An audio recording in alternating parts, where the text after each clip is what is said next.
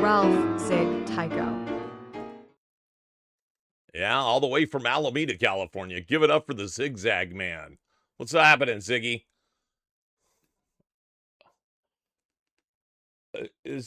Tell me that again, because I don't know if everybody heard you. How are you doing, buddy? I'm doing well. How are you doing? I know Zach has been sick, and Yeah.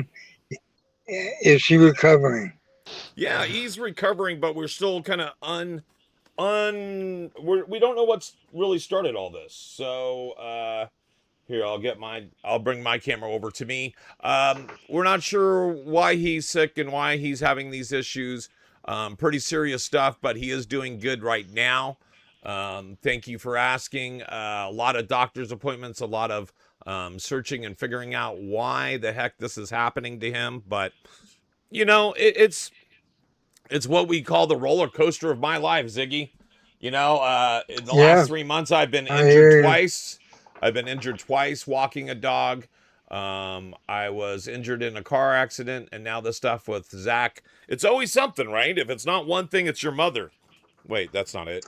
If it's one thing, Right. it's your yeah. So, but that's what I'm saying. So if it's not one thing, it's another. But yeah, that's what I'm dealing with. Just that roller coaster of life. Uh, To how's everything there top in it, sunny Alameda? to top it off, your mother was in the van when you were in the accident. How is Oh she yeah, doing? she's doing good. You're right. That was probably the most traumatic thing about the accident per se is that I was driving. My mother was in the van. My father was in the van. Two special needs kids and my dog were in the van, and it was great because even while this car is doing some crazy stuff that cars shouldn't be able to do, or minivans. Anyway, my dad's, I'm trying to keep my cool. I have my hands on the wheel while this accident's happening, and I'm correcting every which way to keep the wheels on the ground. And I felt like in the middle of the accident, I was as calm and cool as collected. If I smoked a cigarette and was drinking a cup of coffee, I wouldn't have doubt if I would have took a sip in the middle of the turns. It was really, I guess, my muscle memory and all that stuff that you get trained for all these years of driving, it came out of me, which is great. Um, it was afterwards. I went from the Fast and the Furious to the Fatal and the Fragile, and Ooh. so it was a little scary. I'm just glad that we're all here to tell the tale today. Speaking of Yeah. telling a tale today, we have a guest with us, don't we? Yes, we do. Steve, today, how are you? I'm doing great. We You got Good to know, see you, sir. yeah, we got through I'll the heat wave. tell you why I wanted so much for you to return. Not only is it opening day, and you're a big baseball fan, so um, it'll be nice to talk to you a little bit about that. But more importantly, we are at, and I never thought I could say more importantly to opening day, but we are in a stage, um, a world stage of um, tumult. Let's put it that way. And I think what we need is a little bit of joy. And I thought the way we get it is through you using your Toastmaster skills, which I was so impressed with getting to know you in a couple of three podcasts that we've done. Um, and I'm so impressed with the organization that I can recommend it for helping the world because what we need is communication and the ability to communicate.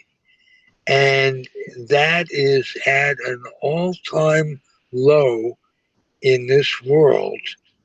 And I'm not saying this country, we nationalize it, but we're one big world, and we certainly need some help communicating and some joy, which is the thing of what you've been um, writing about on a daily basis on Facebook.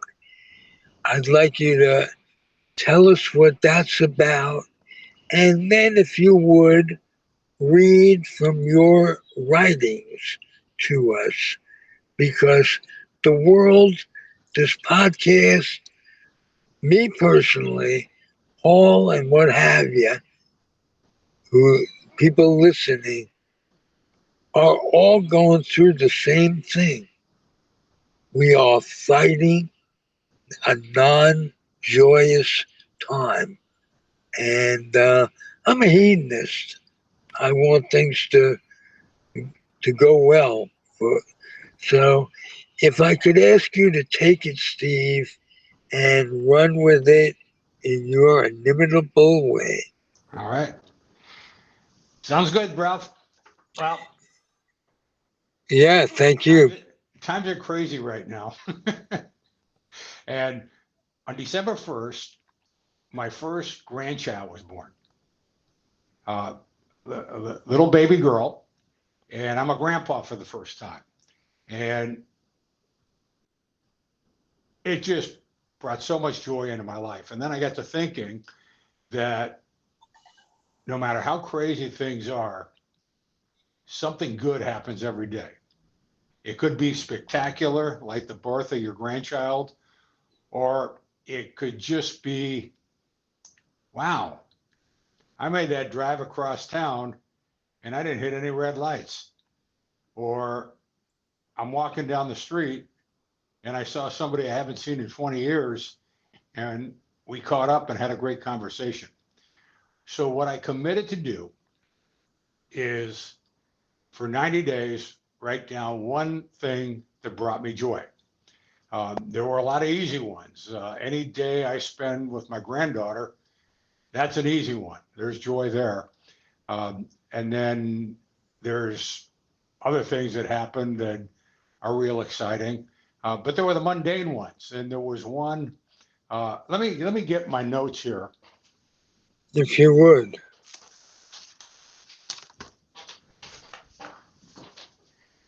I'm thrilled with this topic, by the way. So thank you. I'm thrilled with this topic. So thank you on behalf of my audience, and let's hear from you. Okay. Now I chose joy. There's a lot of people that start their day with gratitude, but I chose joy. So I wrote one last night. So actually, I committed to 90 days, but I decided not to stop at 90. So last night was day number 103. Whoa. Whoa. So I started on December 11th. So this is 103. And last night I wrote about, I'm going to an improv workshop. I'm at an age now, I'm 68 years old, and I like trying new things. I like challenging myself. So last night, my joy was Monday Night Improv. And I wrote, there are 10 of us plus an instructor at All Out Comedy in Oakland. It's 2.5 hours of pure goofiness. By far, I'm the oldest person in the class. Most of the skits are hard to describe, but one stands out. So last night, my partner and I were acting like news anchors. And we were reporting on a local crisis. And the crisis was the local birds in town were too loud. They were just making so much noise, people couldn't hear themselves think. And they couldn't sleep at night because of the noise. And at one point, my co-anchor broke the story that the birds had issued a list of demands. If we meet the demands, the birds would quiet down and the town will return to normal. It's just goofiness like that. So I closed it off by saying the class is a wonderfully diverse group of people who spend Monday evenings laughing like crazy. And then we get back to our regular lives. With everything going on in the world, this is my mistake, or my mistake. This is my escape. Tonight I found joy being goofy. Where did you find joy? And I just write something like that every day. I write down what I was joyful for, and then I ask whoever reads it what happened that day that made them joyful. And sometimes I'll get an answer, but I'm doing this as an escape. Hey, I'll answer, but first, Paul. Oh, so what am I happy for today? Sorry. Yeah, think of something joyous. Well, there's multiple things that I'm grateful or happy for. What's the adjective you use, Steve? I'm I sorry. use joyful, but it Joyful. can be, Okay. it's flexible. Yeah. And how do you phrase it? Well, my blog is called Blogging About Joy. And today I finished it off. Today I found joy doing A, B, and C. Where did you find joy? So like today, I guess, so to phrase it your way, today I found joy in having a conversation with two old friends on a podcast. Well, that's definitely bringing me joy. There you go. And I mean, there's lots of things that bring me joy. It could be anything from, I just made myself some seltzer water, you know, little things, find joy wherever you can get them. So that's it. And be intentional about it. And then also those things that we don't even pay attention to, notice them. Right. It's like something will happen. Somebody hold the door for you, or somebody will let you step into line in front of them, or something like that. Those things can happen, and then everybody's so busy, or the next crisis comes up. Sometimes I forget that one good thing that happened that made everything better for at least 30 seconds. Right. And just notice it and be intentional. Let me give you one, guys. Yesterday, I got my vehicle smogged, the Zigmobile, and it's all paid for. And DMV is going to send me tags, and that's been on my mind for a while. It's been a few weeks late, and that's joyous to accomplish something that you've been putting off. Right. For me. Yeah.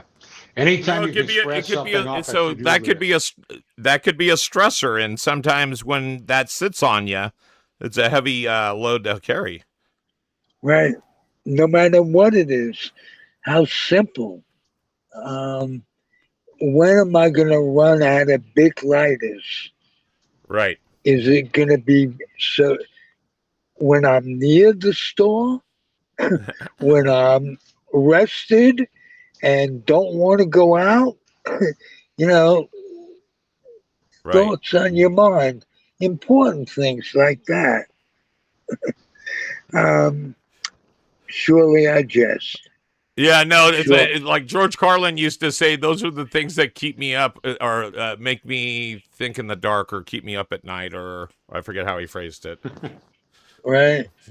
And what's interesting, a non-joyous thing, I don't have many dreams, let alone nightmares. I had a nightmare last night. Okay. And I won't elaborate on what it was. It's an important, just that it was. I can't explain it, but it wasn't fun. Let me tell you. Well, I'll tell you, and nowadays, so did anybody have the boogeyman when they were a kid? Oh yeah, yeah. Of course. Did your parent have to walk in and look under your bed or check your closet or turn on the lights or leave the door ajar, any of those things. It's funny My because though you thought you were gonna die, you thought you were literally gonna die. The things that keep me up at night are a lot more scarier now.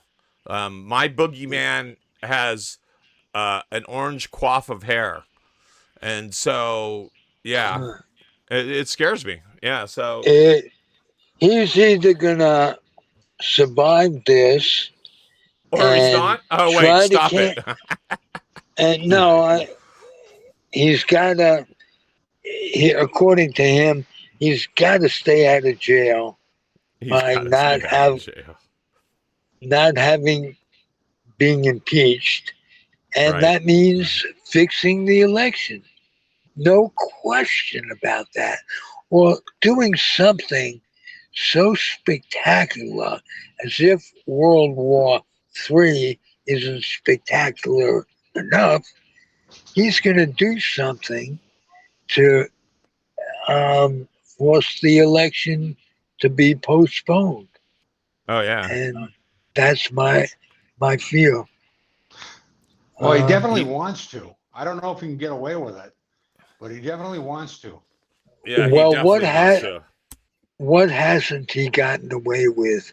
He's gone to war without Congress's approval, Mm-hmm. Right. and the only thing that cheers me up, brings me joy this week, is that the Supreme Court seems to be saying enough is enough. We got to save the world, and it would help. Yeah, there's been a couple of clues that they're pointing in the right direction. I need to see a little bit more, but there have been a couple of clues. Right? Me too. I need to see a little bit more. I need to see Thomas and Alioto taking sick leave for eternity. You know, getting, but gotta wait. We don't want him appointing the new guys. Well, the new guy will be 42 years old and will be on the court for 40 years.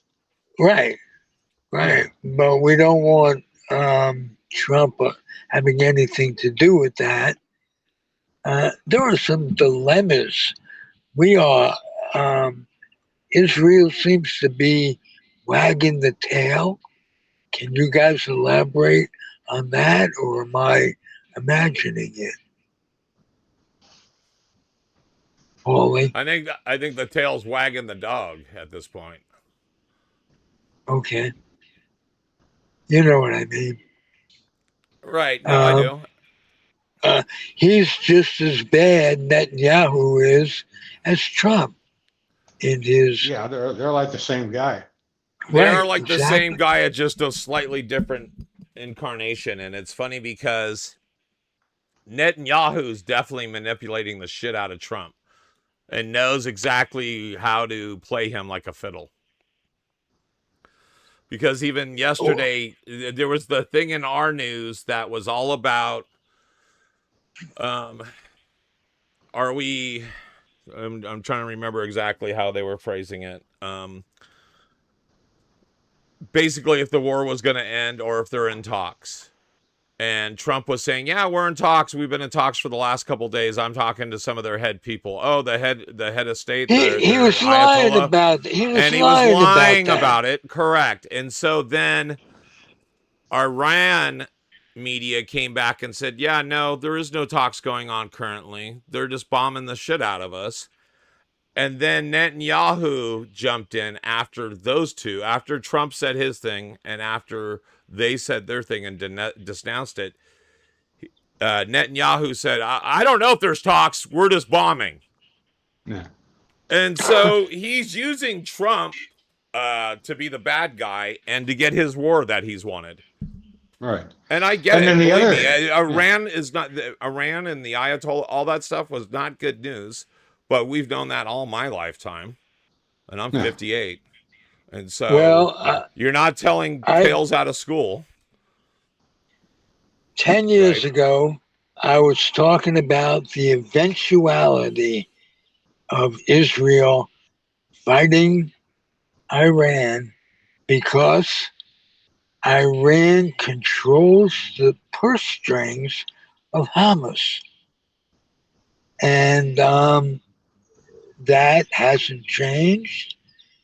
Um, it's never, peace in the Middle East is never going to end. That's why I need joy. Continue, if you would, and interrupt my rambling, Stephen. Stephen, give me another story of what you articulated in on Facebook All right. recently. It was about 6 weeks ago on a Monday night. I went to my improv. It's on 25th and Telegraph in Oakland. And it starts at 7, gets finished at 9:30. And I was running late. And I got there. By God, I found a parking space right in front of the building. I mean, is Wow. that like the greatest thing in the world? When you're trying to get somewhere, you're in a hurry. And it was not only a parking space, it was a free parking space. And then Wow. we had the workshop. We got out of there at 9:30 and I drove home. And I live on a busy street. And sometimes I'll park a block away from my house because all the spaces are taken. And I found a parking space right in front of my house. It was like one outing, one night, and I found perfect parking spaces both places I went. I mean, that just Wow. brought me joy, that put a smile on my face and I couldn't wipe off. Right. Well, for me, just getting home puts a smile on my face. Oh, that's a Even good if I thing have too. to drive around the block a little bit. But nice story. Paul, tell me a story of nachas, which is good things happening to you.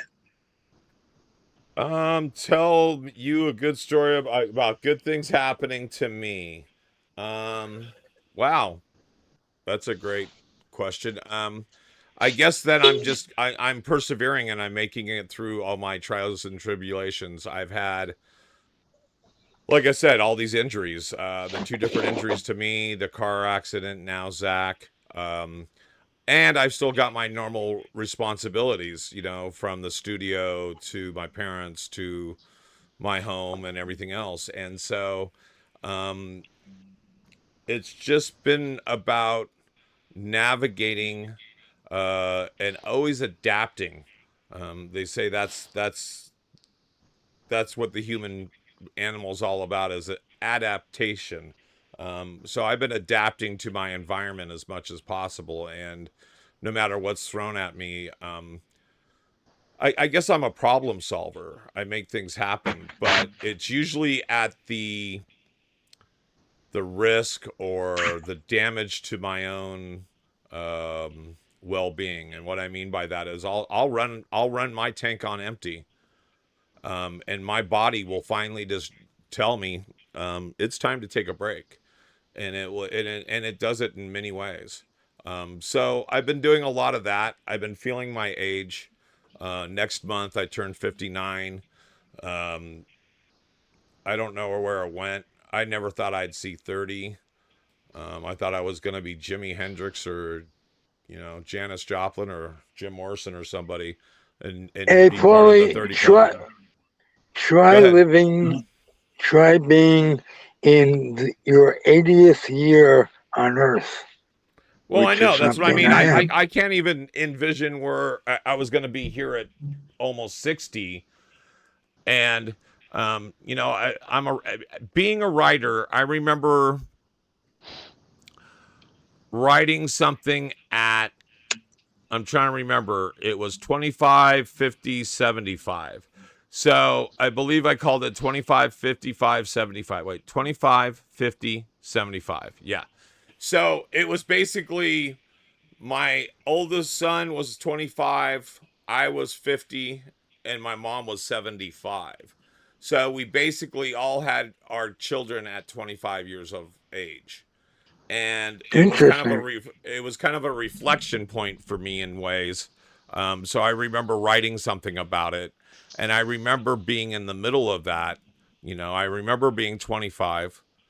At that point, I was 50, and I was thinking forward about what my mom was experiencing at that time. And it's funny how uh, things shift, not only just responsibilities and roles, but just society and how it really changes and how we have to adapt. Um, this news cycle, I've been making fun of this news cycle since 2016. I'm literally getting whiplash. There are people that are so fatigued from watching the news, even the news junkies are turning it off. And and part of it is that people need a break. And people are getting inundated, and these news cycles are so quick. You're just um, realizing what happened yesterday, and something new is happening today. Well, And all these things you can't wrap your hands or your head around. Go ahead, Steve.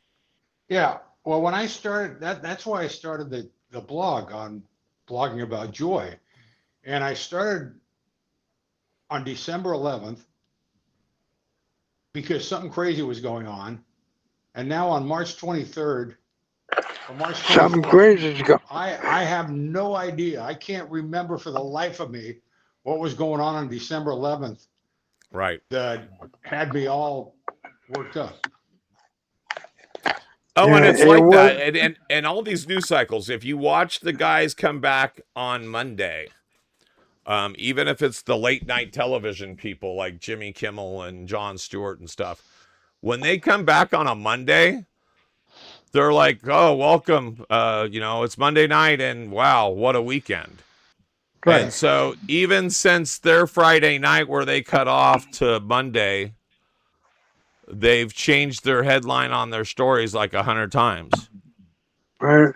Hey, can you imagine the president of the United States with the ambassador to Japan or the Oh prime yeah, minister Jesus. of saying, "Well, you surprised us with Pearl Harbor." Oh, do you see her eyes? Oh I, my God. I know I didn't see your eyes.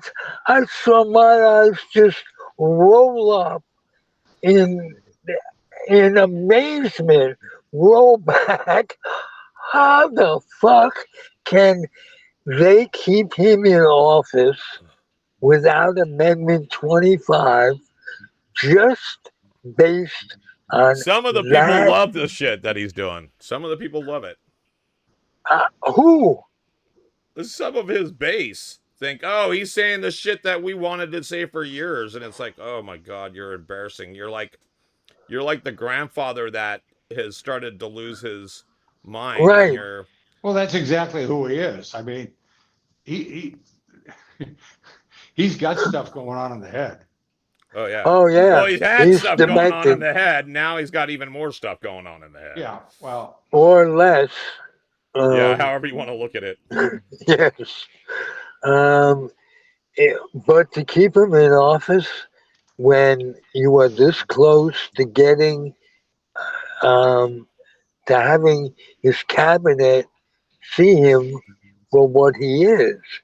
Every day they have to explain something, and every day the liberal podcasters say he's crashed now.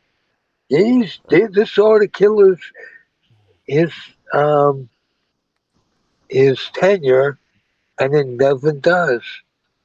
Worse, Right. I mean, you ev- talk about the cabinet. He went out. They're wearing shoes that are the wrong size just to please him because he went out and bought shoes for his cabinet member. It's like Marco Rubio's wearing shoes that are too big for him.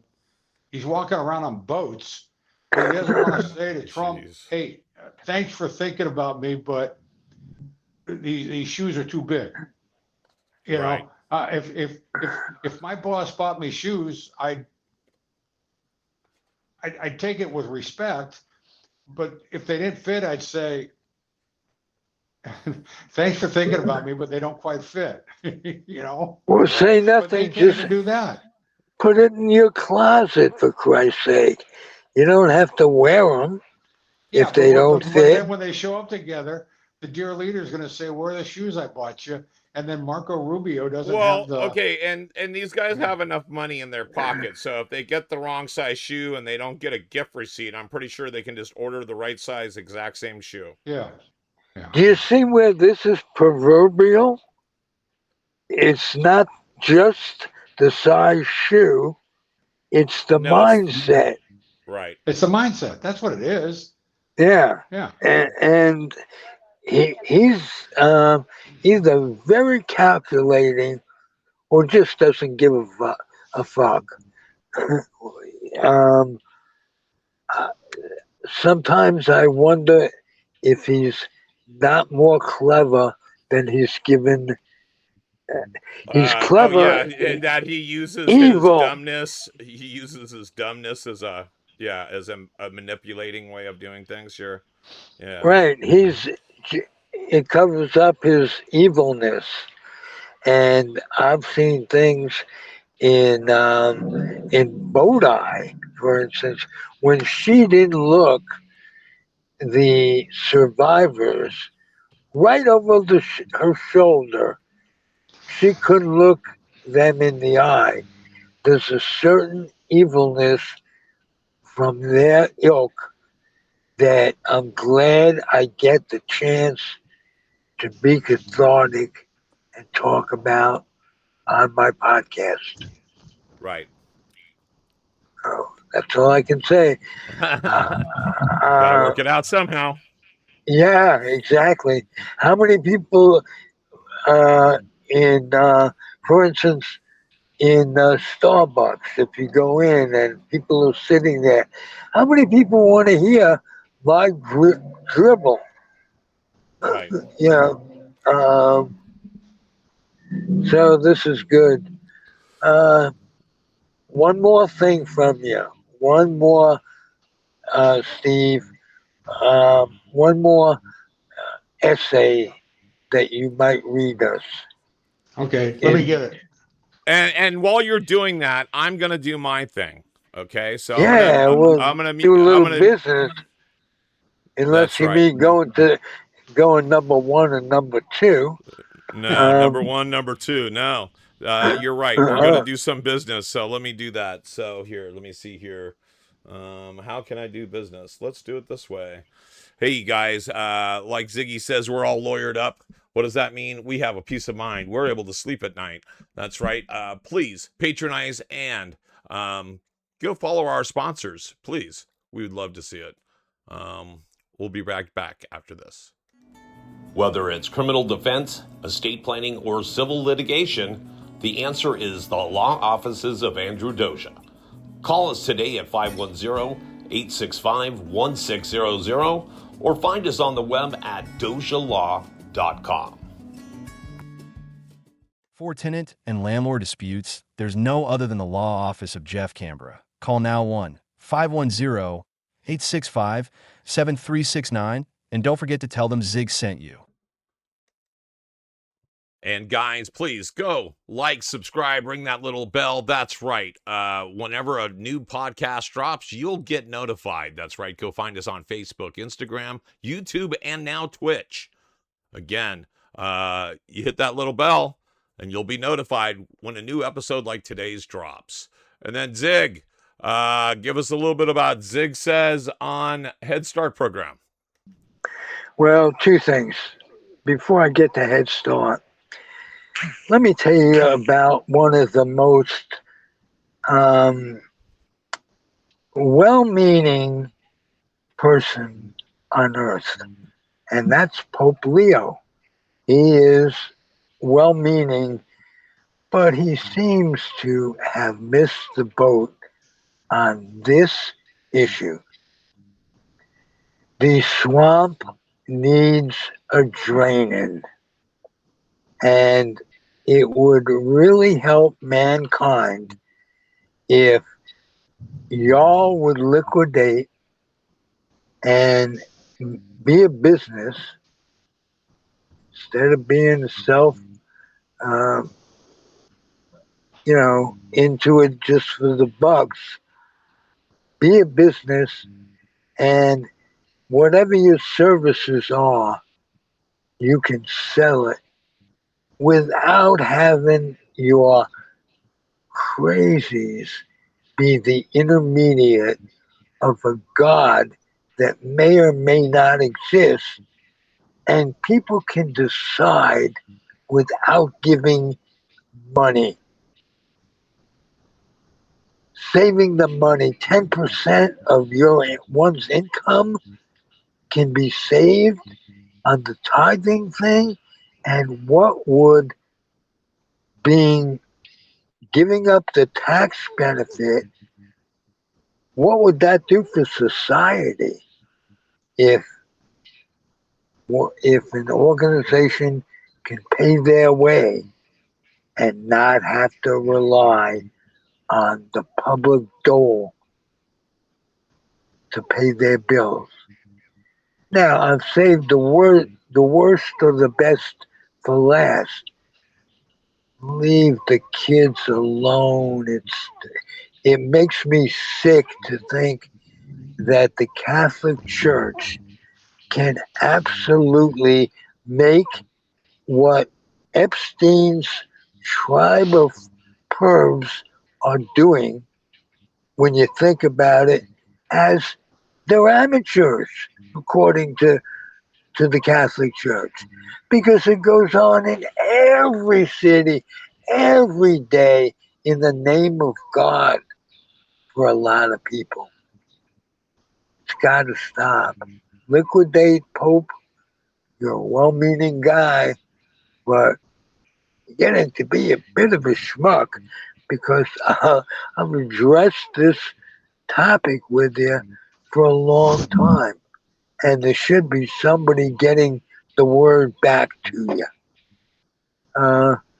Is that enough rambling for the day, Paulie?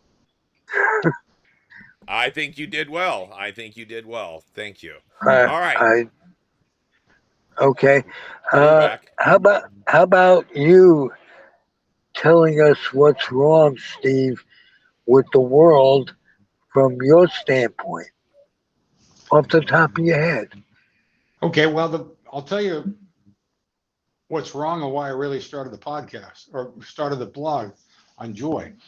And what's wrong is we're living in a time where our leaders, our elected leaders, are the most joyful, or I mean, the most joyless people I've ever seen in my lifetime. Right. Every single president we've ever had has been able to laugh at themselves. Johnny Carson, David Letterman, they just go off every night. And the president will be the butt of the jokes. Nixon even went on laughing. They all knew it was part of the job to have a sense of humor. And the only time I saw any joy, I swear to God, the only time I ever saw any joy was a couple weeks ago when Pete Hegseth was showing images of the death and destruction they were causing in Iran.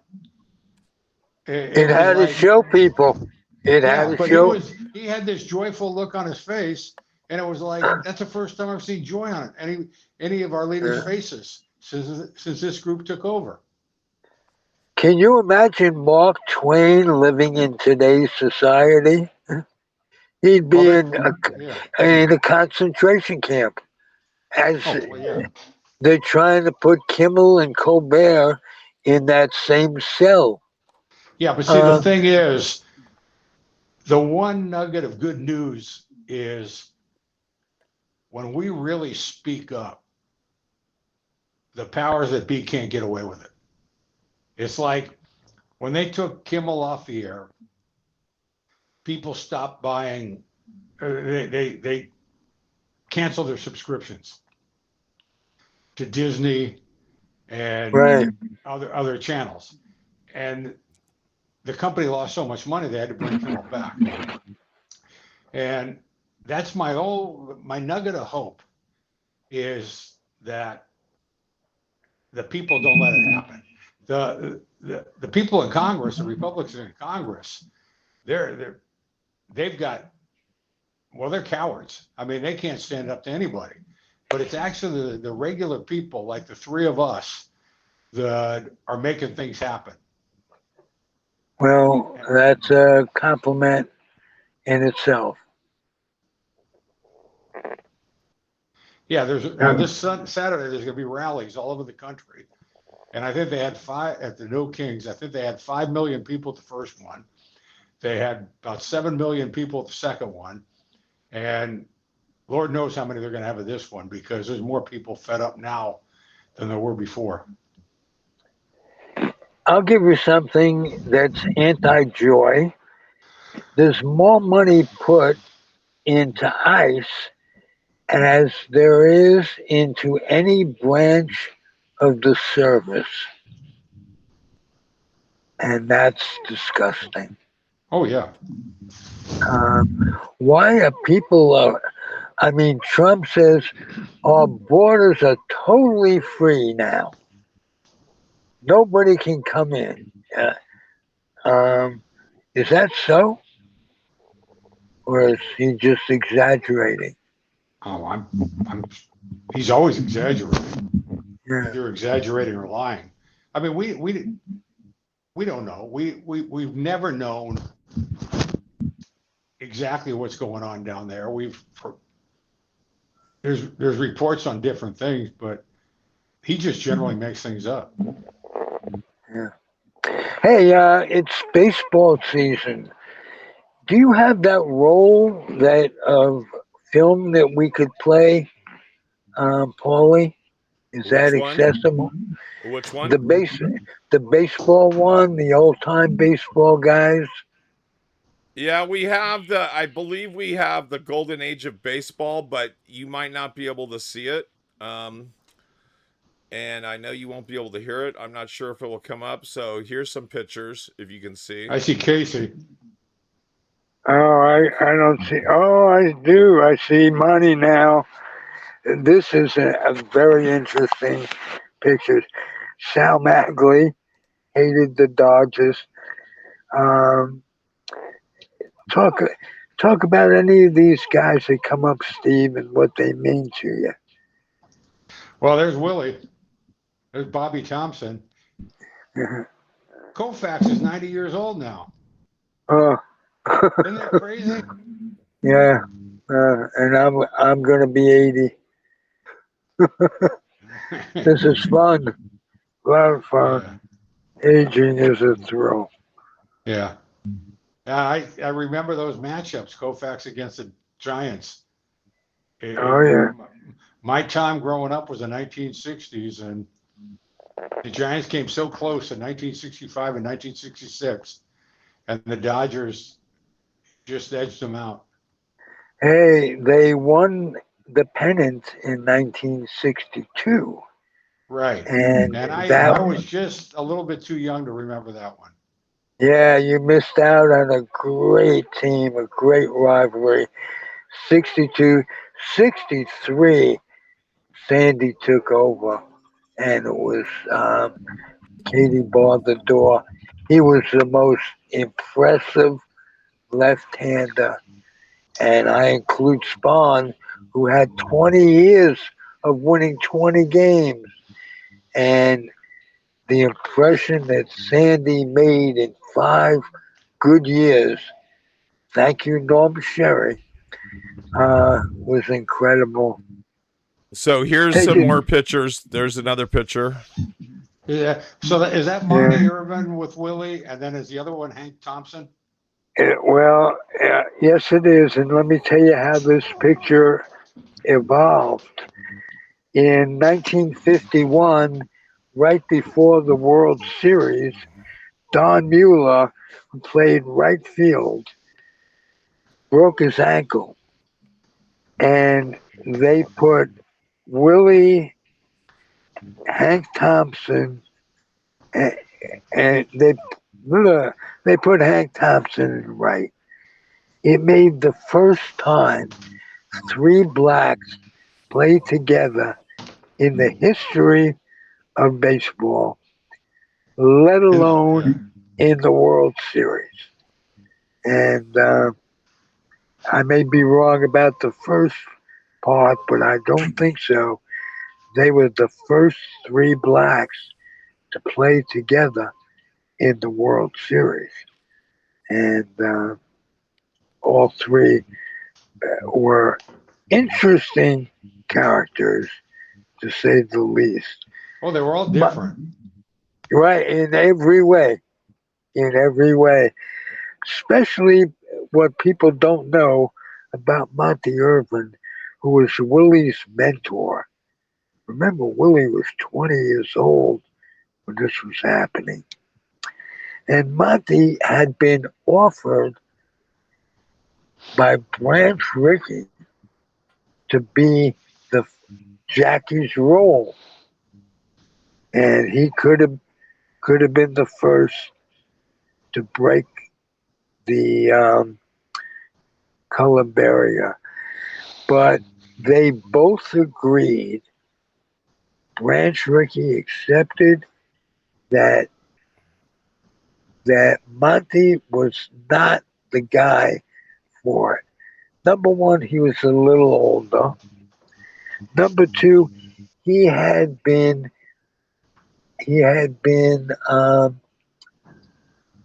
so um, hurt by the way that blacks were treated in society that he could not accepted the turn your other cheek philosophy that Jackie had to go through for 2 years. Jackie went through some horrible shit, Oh and yeah. Monty could not have. Um,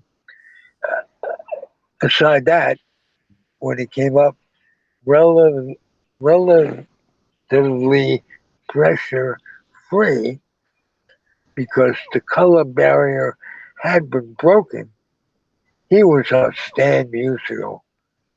He was not only a mentor to Mays, but an absolute mentor to the aforementioned Hank Thompson, who drank a bit, let's put it that way, and had some social problems, but could murder a baseball. And so that was an interesting threesome. What can you say about Willie? And I'll ask you, what can you say about Willie, Steve Taddei? Taddei. He just did everything. They talked about the five tools: hitting for power, running, playing defense, and the arm. But he had that sixth tool and that was leadership. He might have had a seventh tool, and that was just baseball genius. He just did everything, and he did it all with joy. He loved putting on a show. He loved being out there, and he he just made people love baseball. Nice, nice. Harley, you have memories of Willie too. Yeah, no, I do. Because I'm a Bay Area boy, and so mine is seeing him at Candlestick, at the stick, in the wind, in the cold, and he was definitely one of my favorite players. Um, it kind of it stood out in your mind as a child. And maybe that's another sign of me getting coming of age, coming of age at 58. Is that it did mean something different. Our heroes of yesteryear were different people. I mean, it seems like, and I think this is, and I don't want to revert back to politics, but I think this is what Trump taps into when he says "Make America Great Again." He there are certain things in our past that are horrible, ugly things, but there's some things in our past that are great. Example, we're talking about baseball and baseball heroes, or even movie stars and stuff like that. Man, I remember when movie stars could do it all. They could sing, they could dance, they could act. Nowadays, Danny Kaye. So now they're a one-trick pony. Everybody just does a one-off thing, or they only do one thing that's good, or they only do one thing they're prolific at. Yeah, they're specialized. They're specialized. It's broken down. It's kind of a one-trick pony. Players back then, they had to hit, catch. They had to think on their feet. They had to do a lot of stuff going on there. Yeah.